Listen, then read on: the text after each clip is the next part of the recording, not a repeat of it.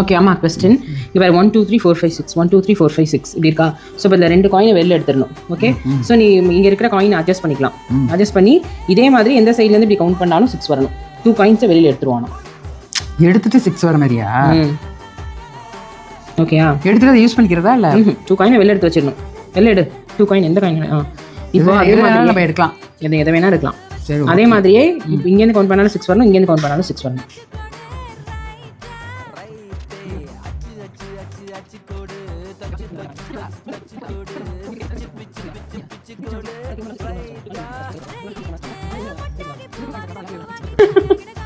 தெரியல.